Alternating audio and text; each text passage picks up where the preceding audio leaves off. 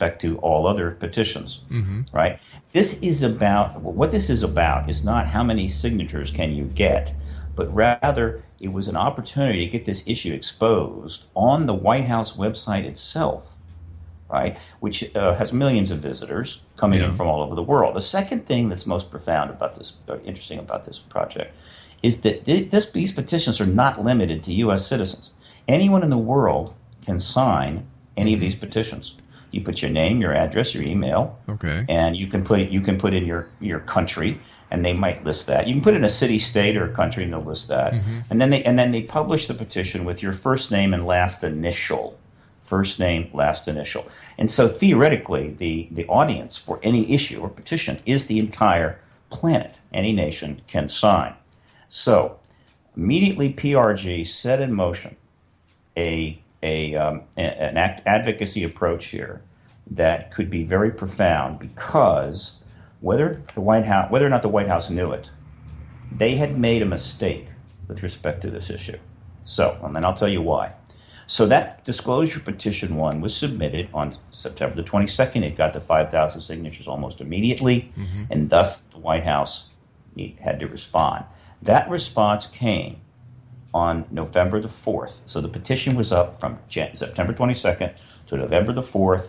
It was seen by a lot of people, perhaps millions. The issue was right out there in front of the world. And then, as you read earlier, their response, which came from the Office of Science and Technology Policy, there was one of several approaches they took. They took the hard line. And in about a 9-paragraph response written by a researcher at the Office of Science and Technology Policy in the executive branch, they stated, as you had stated, the U.S. government has no evidence that any life exists outside our planet, or that extraterrestrial presence has contacted or engaged any member of the human race.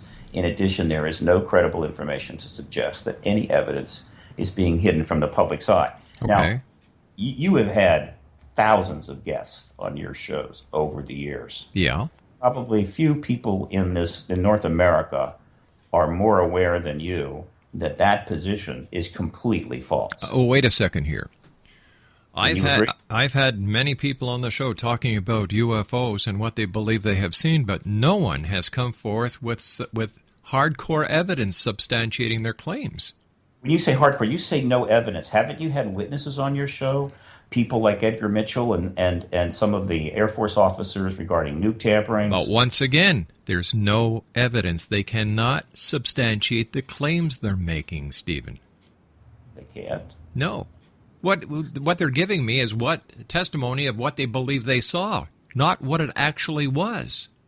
So in your view, the collective evidence, remember, you're aware, this phenomenon has been researched for 60 years. It's been researched for 60 years, I agree, but the quality of the research is at question. Well, over 5,000 books have been written. Hey, listen, how many comic books have been written over the years about men who fly, about, like Superman, Batman, the Green Lantern? They're fictional, and yet there have been well over 1,000 books written on comic book characters. Then I step back. It was somewhat presumptuous of me to say that, and I asked your pilot. No problem. No, Stephen, you don't need to say anything, my friend. I was just you asked me my opinion, and I just gave it to you. You're right. But the thing is, I was trying to put words in your mouth. Let me restate it. Okay. All right. As someone who's been in this field for 16 years, who's talked to hundreds of witnesses, scores of contactees, and has reviewed the evidence, I can say from my position to your audience that the evidence for an extraterrestrial presence is overwhelming. Then I have to ask you, 16 years in the field. Then I have to ask you, in all fairness, you're telling me that the petition that was on the U.S. government White House website, that was viewed by the world, and any member of the world population could have signed that petition, and only 12,500 people signed. Well, that's a drip of water into the Atlantic Ocean. The only people that are going to sign it, it's on the White House website, are those that know about it. We have to promote it ourselves, and so we promoted that petition extensively, but the number of people that are going to sign it are those that are aware of it. It's not like anybody can access it, you have to know about it first. And so this thing has to be promoted, and people have to know they can go to the White House website. Gotcha. And do this. I think the petition that got the most signatures was one of the many petitions that were submitted regarding drug law reform, particularly marijuana reform. Yeah. And I think the most it got was like 68,000. And so the disclosure petition getting 12,000 was quite respectable. More importantly, the disclosure petition one got more media coverage than any of the other submitted petitions all combined. Not submitted, but posted petitions. Well, we know for a fact that the media jumps on anything about UFOs, extraterrestrials, alien abductions, cattle mutilation, because it's an interesting topic, and if it doesn't bleed, it doesn't lead. And after all, the media is after ratings. Perhaps. So let me go further. Why this is important. This response from the OSTP was the first time in the 65 years since the early 47 that the executive branch of the government has ever put a position on this in writing. It's never happened before.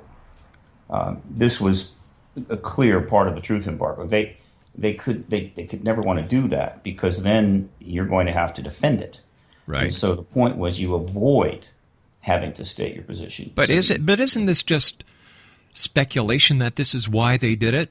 And the fact on the other side of this coin could be very well that they were correct in what they stated. There is no evidence, there is no proof, and the government hasn't got anything.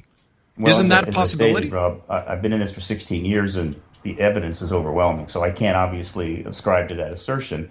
And I didn't say why they did it. I simply said that they created a petition process on the White House website. Right. And opened the door for us to get this issue directly into the White House.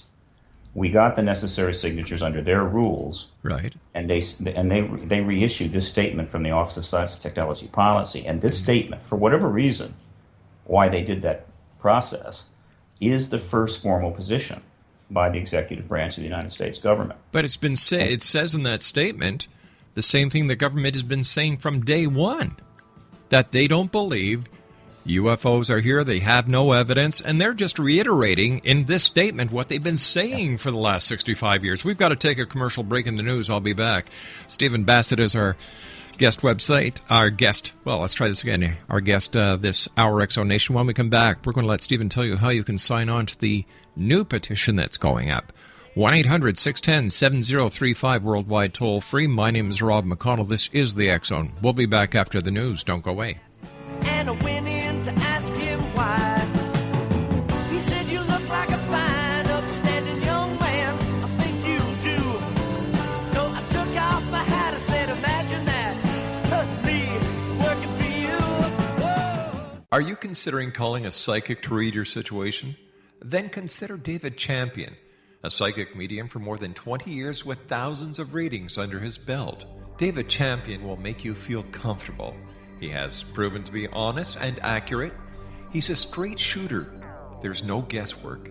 What he sees is what you get. While he is a medium, most of the calls focus on relationships. Not only love, but work, school, neighbors, and more.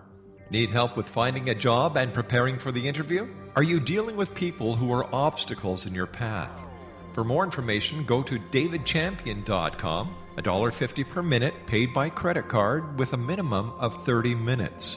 For your reading with David Champion, call 1-877-702-8598. That's 1-877-702-8598.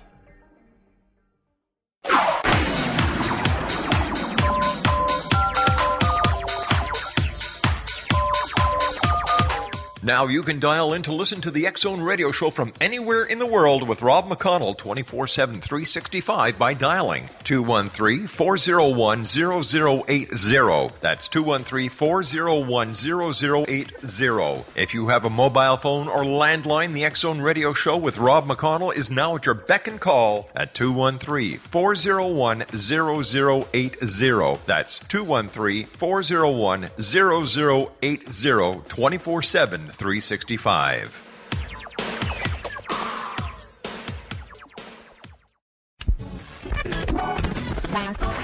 All his radio.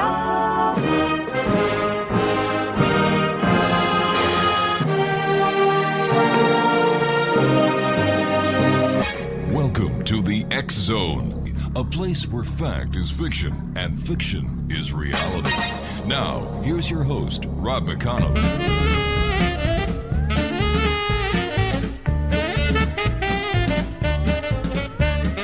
I made love to an alien near Roswell last night. We strolled along together in the pale moonlight. I had a funny feeling that something wasn't right.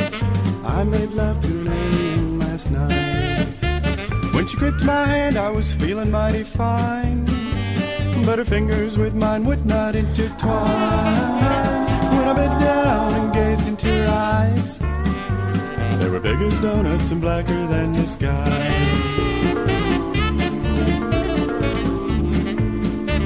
She said, I'm feeling lonely. I said, Lord, so am I.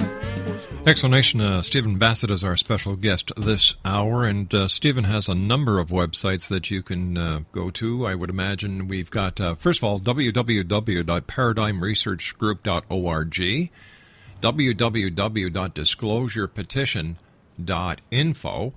We have www.exopoliticsworld.net. And have we covered them all, Stephen?